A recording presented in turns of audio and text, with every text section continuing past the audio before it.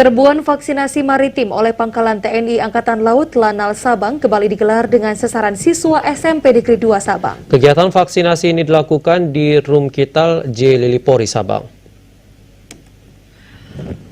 Komandan Pangkalan TNI Angkatan Laut Sabang, Kolonel Laut P. Ardi Sunaryo, STMM, menyampaikan TNI AL akan terus melaksanakan serbuan vaksinasi sesuai arahan Kasal Laksamana TNI Yudo Margono STMM agar jajaran TNI AL, kegiatan ini diminta terus dilanjutkan. Selain ke daerah pesisir, juga diarahkan ke pelajar maupun sekolah di daerah-daerah.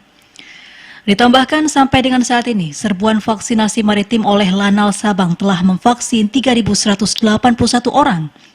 Dengan rincian dosis 1 sejumlah 1.836 orang, dosis 2 sejumlah 1.304 orang, dan vaksin Moderna sejumlah 41 orang khusus untuk nakes. Sementara hari ini dilaksanakan vaksinasi untuk sasaran dosis 2 sejumlah 40 orang pelajar dan guru.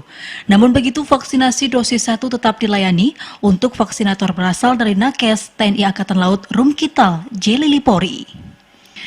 Hadir dalam kegiatan percepatan vaksinasi COVID-19 antara lain Pasintel Lanal Sabang Mayor Laut T. Rudi Amiruddin, KA Rumkital J. Lilipori Sabang Mayor Laut K.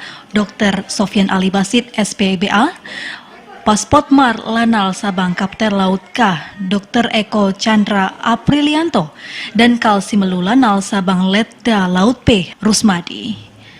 Sementara peserta vaksin meliputi siswa dan juga guru pada tingkat SMP dan SMA sederajat serta masyarakat maritim. Selama kegiatan tetap menerapkan protokol kesehatan. Dari Sabang, Mahfud, TVRI Aceh melaporkan.